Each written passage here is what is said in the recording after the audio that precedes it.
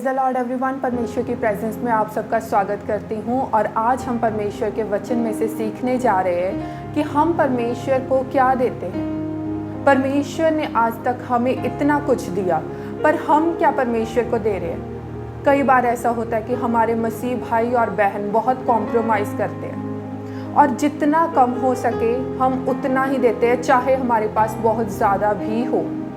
कई बार ऐसे हो जाता है। अगर हमारे पास कम है तो कोई बात नहीं, अगर हमारे पास बहुत ज़्यादा है, परमेश्वर का दिया बहुत ज़्यादा, परमेश्वर ने हमें इतनी बरकतें दी हैं, फिर भी हम परमेश्वर को कम दे रहे हैं, तो क्यों ऐसा है हमारे जीवन में। मैं यहाँ पर आपके साथ एक इंसिडेंट के बारे में बात करने जा रही हूँ जो वचन में से है, जब एक स्त्री जो है परमेश्वर को, यीशु मसीह को अनॉइंट करती है, इत्र से परमेश्वर का अभिषेक करती है। आज हम उसके बारे में कुछ बात करने जा रहे हैं परमेश्वर के वचन में। तो मैं चाहती हूँ कि आप निकाले मरकुस उसका 14 अध्याय उसकी 3 आयत। यहाँ लिखा है, जब वह बैतनिया में शमून कोढ़ी के घर भोजन करने बैठा हुआ था, तब एक स्त्री संगमरमर के पात्र में जटामांसी का बहुमूल्य शुद्ध इत्र लेकर आई और पात्र तोड़कर इत्र को उसके सिर पर उंडेला। आमीन। यहाँ पर हम देखते कि एक स्त्री, परमेश्वर यीशु मसीह जो है वो बैतनिया को आए। किसके पास आए? शमौन कोढ़ी के पास आए। वो उसके घर गए तो वहां पर एक स्त्री थी। हो सकता है कि वो उसकी माता हो सकता है वो उसकी बहन हो। इसके बारे में यहाँ पर नहीं लिखा, पर वहां पर लिखा है कि उसके घर में गए तो वहां पर एक स्त्री थी। तो उसने क्या किया? उसने एक इत्र जो था परमेश्वर के, यीशु मसीह के सिर में उंडेल दिया।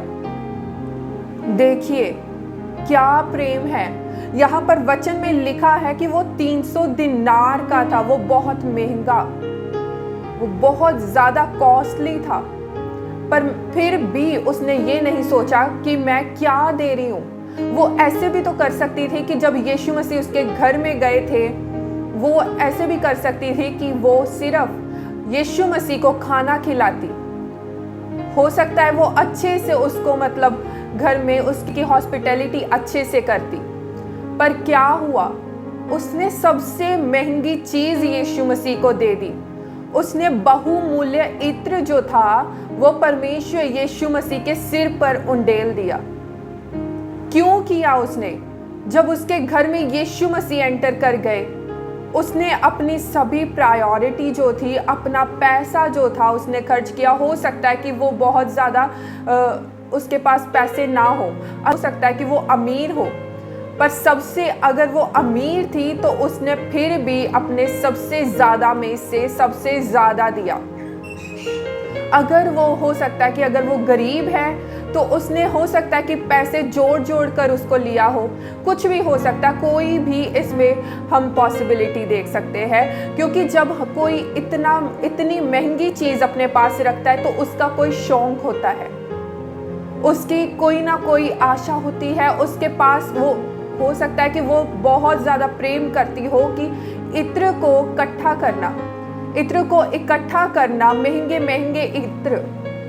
हो सकता है कि उसे बहुत प्रेम हो और हो सकता है कि वो पता नहीं कितनी बार वो लेकर आती हो, या फिर उसने कितनी मेहनत की हो उसे लेने के लिए। कुछ भी हो सकता है, वो कुछ भी कर सकती है। हो सकता है कि उसने पैसे इकट्ठे किए हो या बहुत इंतजार किया हो उस इत्र को लेने के लिए, कुछ भी हो सकता है। पर देखिए, जब यीशु मसीह उसके घर में आ गए तो क्या हुआ? उसने उस इत्र को इतना बहुमूल्य नहीं जाना। उसने यीशु मसीह को सबसे ज्यादा बहुमूल्य जाना। यीशु मसीह को सबसे ज्यादा उसने उत्तम माना। वो इत्र जो था वो इतना उत्तम नहीं था यीशु मसीह के सामने। यीशु मसीह के सिर पर उंडेल दिया। वो यीशु मसीह को गिफ्ट कर सकती थी, उसमें से थोड़ा सा निकाल कर वो यीशु मसीह को दे सकती थी, पर यहाँ पर लिखा है कि उसने वो जटामांसी का बहुमूल्य शुद्ध इत्र लेकर उस और पात्र तोड़कर इत्र को उसके सिर पर उंडेला। वो थोड़ा सा निकाल कर यीशु मसीह को दे सकती थी। उसने अपने बेस्ट में से यीशु मसीह को दिया। पर आज हम क्या कर रहे हैं? हो सकता है कि हमारे जीवन में ऐसी बहुत सारी एडिक्शंस हो, कुछ चीज़ें हैं, हम बहुत उसे प्रेम करते हो और हम नहीं चाहते हम किसी और को दें। कुछ ऐसी चीज़ें हो सकती, कुछ ऐसे हमारे संबंध हो सकते हैं वो जो बहुत हमारे लिए ज़्यादा इम्पोर्टेंस रखते हैं। ऐसे ही है वो इत्र जो था, कोई ऐसे इत्र, इतना महंगा इत्र अपने घर पर नहीं रखता। इसका मतलब ये है कि उस स्त्री ने उस इत्र को प्रेम किया, उसके लिए उसने इंतजार किया होगा, उसके लिए उसने कुछ ना कुछ तो किया होगा। इतना इजी नहीं था कि वो किसी और को इत्र दे दे, इतना इजी नहीं था कि वो इत्र लेना। हो सकता है कि वो कहीं दूर से आया हो सकता है कि वो इतना ज़्यादा महंगा था कि वो रेयर मिलता हो। जो महंगी चीज़ें होती है, जो शुद्ध, यहाँ पर वचन में लिखा शुद्ध इत्र, जो शुद्ध चीज़ें होती है वो बहुत कम मिलती हैं। क्या कितना उसने ढूंढा होगा उस इत्र को, कोई ना कोई तो उसने मेहनत की होगी उस इत्र को पाने के लिए। पर जब यीशु मसीह आए, उसने वो इत्र जो था यीशु मसीह के सिर पर उंडेल दिया। और हो सकता है कि आज हमारे जीवन में कोई ना कोई हमारे जीवन में लत लगी हो, कोई ना कोई चीज़ को हम बहुत प्रेम कर रहे हैं। हमारे रिलेशनशिप्स जो है हम उन्हें बहुत प्रेम करते, बहुत ज़्यादा इम्पोर्टेंस देते हैं। पर यीशु मसीह के सामने जब हम आते हैं तो क्या होता है? हम फिर भी उन्हीं चीज़ों को इम्पोर्टेंस देते हैं। यीशु मसीह बाद में और बाकी सब कुछ पहले। हमारे दिमाग में यही चल रहा होता है। हम जब ऐसा होता है कि बहुत बार ऐसा होता है कि हमारे चर्च में कोई सेवा करनी हो या फिर टाइथ देना हो, हम कोशिश करते हैं कि कम से कम दे। बहुत लोग ऐसे हैं जब हमारे चर्च में दान दिया जाता है तो वो सबसे कम देते, 10 रुपए, 20 रुपए। पर जिनके पास कम है, मैं उनको नहीं बोल रही, वो दिल से जो दे रहे हैं परमेश्वर जानते हैं। परमेश्वर हमारे दिलों को जानते हैं, हमारे हृदयों को जानते हैं। परमेश्वर को पता है कि हमारे पास कितना है। वो ये नहीं है कि हम चर्च में दे रहे हैं या कोई चर्च में कोई सेवा है हम चर्च के लिए कर रहे हैं, नहीं, हम यीशु मसीह के लिए कर रहे हैं। और हम बता रहे हैं, हम परमेश्वर यीशु मसीह को जता रहे हैं कि परमेश्वर आप सबसे महान हो, आप हमारे लिए सबसे ज़्यादा इम्पोर्टेंस रखते हो, सबसे ज़्यादा उत्तम हो और आपसे बढ़कर कोई चीज़ नहीं है। चाहे मुझे कुछ भी आपके लिए छोड़ना पड़ जाए, मैं आपके लिए छोड़ूंगा, मैं आपके लिए छोड़ूंगी। सबसे उत्तम मेरे लिए आप हो यीशु मसीह। क्या आप ऐसा प्रेम करते हो जैसे उस स्त्री ने यीशु मसीह को प्रेम किया? क्या आपके मन में वैसा हृदय है, वैसा प्रेम है? आप अपने आप से पूछिए एक बार, क्या आप ऐसा ही कर रहे हो? आप कोशिश करते हो? बहुत लोग कोशिश करते कम से कम दे। हमारे पर्स में हो सकता है कि 100 रुपया हो, 1000 हो, पर कोशिश करते हैं कि हम 10 रुपए दें। पर देखिए, जब आप परमेश्वर यीशु मसीह के लिए कुछ करते हो तो उनका जो राज्य है वो बढ़ता है, वचन फैलता है उससे। जब आपको कुछ चर्च में कहा जाता है कि आपको ये सेवा करनी है, वो सेवा करनी है, सिर्फ पैसों की नहीं, कोई भी हो सकती है, तो आप क्या कर रहे हो? आप बोल रहे हो कि मैं करूंगा और बाद में नहीं कर रहे। आप करो, अपने बेस्ट में से बेस्ट दो, क्योंकि परमेश्वर ने हमें इतनी आशीषें दी हैं हमारे जीवन में कि आज हमें किसी चीज़ की कमी नहीं है, किसी चीज़ की कमी नहीं है। बहुत सारे ऐसे लोग हैं जिनके पास खाने को रोटी नहीं है, एक वक्त की रोटी उन्हें बहुत ज़्यादा मुश्किल हो जाती है, कपड़े पहनने को नहीं है, छत नहीं है सिर पर परमेश्वर यीशु मसीह ने हमें किसी चीज़ की घटी नहीं होने दी। हमारे पास सब कुछ है, हम अच्छा खाना खा रहे हैं, अच्छे कपड़े पहन रहे हैं, अच्छा हमारे पास घर है, हमारे पास हर एक फैसिलिटी है जो एक राजा के पास है। हम राजा के बेटे, हम राजकुमार और राजकुमारियों के जैसे रह रहे हैं। तो हमारा क्या फर्ज बनता है? अपने बेस्ट में से बेस्ट दे। वचन में लिखा हुआ है कि तुम प्रभु यीशु मसीह को, अपने परमेश्वर को अपने पूरे मन से, अपने पूरे धन से प्रेम करो। इसका क्या मतलब है? क्या इसका ये मतलब है कि आपको अपनी सारी पूंजी यीशु मसीह की ओर लगा देनी है, उनके कामों में और लगा देनी है? नहीं, इसका ये मतलब है कि आप जितना कर सकते हो। ये नहीं है कि आप सारी की सारी पूंजी चर्चेज में लगा दो और उसके बाद आपके घर में कोई पैसा ना बचे। नहीं, यीशु मसीह का ये मतलब नहीं है। वचन में लिखा कि यहाँ तुम्हारा मन होगा, वहां तुम्हारा धन होगा। यीशु मसीह के घर में जब हम देते हैं, पूरे मन से दें। ऐसा ना हो कि हम किसी मजबूरी में आकर दे यीशु मसीह को। हमें मजबूरी में आकर नहीं देना, बल्कि हमें यीशु मसीह को पूरे मन से, पूरे दिल से, अपने हृदय की गहराइयों से देना है। अपना टाइम देना है, अपने रिलेशनशिप्स को उससे बढ़कर नहीं समझना। सबसे पहले यीशु मसीह, उसके बाद में हर एक चीज। और आप देखेंगे कि आपकी लाइफ इतनी स्मूथ चल रही है जब आप यीशु मसीह को प्रायोरिटी दे रहे हो, जब आप अपने बेस्ट में से बेस्ट दे रहे हो यीशु मसीह को। आप देखेंगे कि परमेश्वर यीशु मसीह आपको कितना ब्लेस कर रहे हैं। हालेलुया। मैं आपको एक एग्जाम्पल बताना चाहूंगी दाऊद की। दाऊद के पास इतना कुछ था।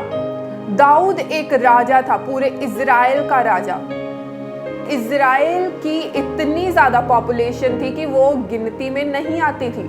यीशु मसीह ने, प्रभु परमेश्वर ने उन्हें इतना बढ़ाया, और परमेश्वर इज़राइलियों को इतना बढ़ाते थे कि देखिए कि कितना कुछ हो सकता है, कितने लोग उनके पास आते हों।